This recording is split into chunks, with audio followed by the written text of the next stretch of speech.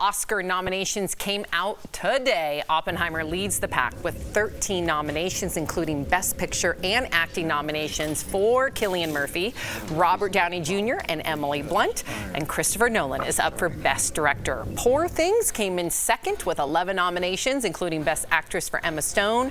This is her fourth Oscar nod. Killers of the Flower Moon landed 10 nominations, including one for Lily Gladstone. But Leonardo DiCaprio, left off the Best Actors list. Barbie is up for Best Picture, and Ryan Gosling got a Best Supporting Actor nomination, and so did his song, I'm Just Ken. That was a big surprise. America Ferrera is nominated for Best Supporting Actress, but Greta Gerwig did not get nominated for Best Director, and Margot Robbie is not up for Best Actress either.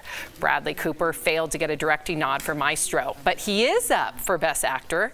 Another surprise, This Is Us star Sterling K. Brown picked up his first Oscar nomination for American Fiction, and The Color Purple. Well, it did fail to get a Best Picture nomination, but Danielle Brooks did get nominated for Best Supporting Actress. All right, so what do we think? Did the Academy get it right this time? Are people going to be as invested? What do you think? I think people will be invested. I think the fact that Greta Gerwig did not get a nomination is not going to sit well at all, and I think I tend to agree with those people.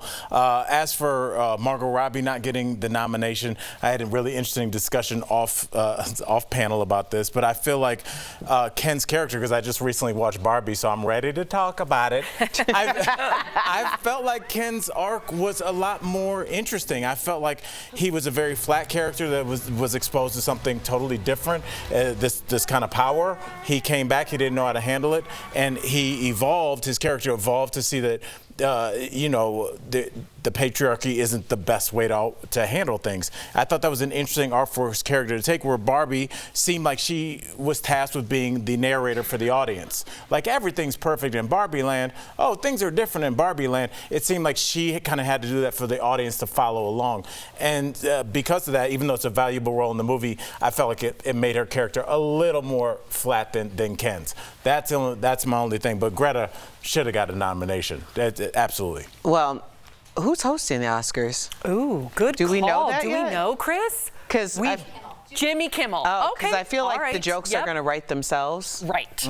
I mean, it's good point. I mean, it's very ironic that Barbie, which was like so huge at the box office, and it was supposed to be about the patriarchy, that Barbie and the director, and we do have to clarify that Greta was nominated for an Oscar for Best Adaptation of a Screenplay, but not Best Director, but left off of Best Director. And of course, the main character, Barbie herself, was not acknowledged in that way. So I don't know. I'm looking forward to how many Barbie jokes we get. Yeah. Do you think people are still going to tune in?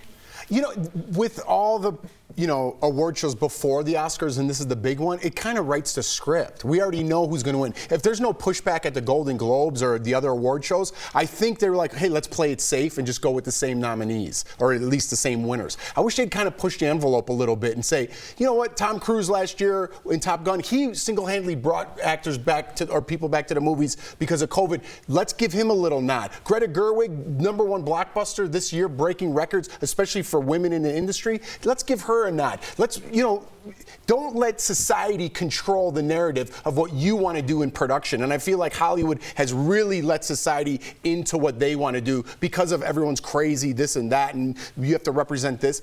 What's the best movie? That's all. Who did the best? Let's vote for them. Shake it up a little, but I think it's going to be very predictable in who we see winning. I will say, I do agree with you, but I will say that if Hollywood was going with what the public wanted, they would have put Barbie in there. I feel like the public is going to be very upset that Margot Robbie didn't get. I mean, because I was shocked.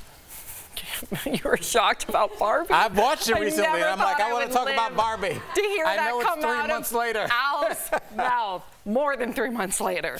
From the best in movies to the worst, the Golden Raspberry or Razzie nominations were announced earlier this week. Expendables 4 led the pack with 7 nominations, including one for Worst Picture and Worst Supporting Actor for Sylvester Stallone. But some big name A-list actors also nominated.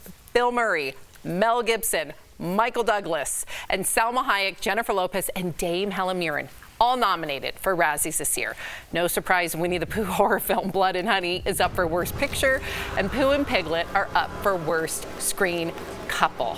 Okay, so we had a little debate earlier about whether or not a star should accept their Razzie, right? I have an example, two examples, but here's one of Halle Berry. Now, she won a Razzie for Catwoman in 2005, but a few years before, she won an Oscar for Monsters Ball. So she showed up with her Oscar. And Sandra Bullock, that year, the same year that she won an Oscar for The Blind Side, she won the Razzie for All About Steve. She showed up too, and they treated it very tongue-in-cheek. But do you think if you don't have that Oscar and you're not as well known as an actor, would you show up? Does it depend?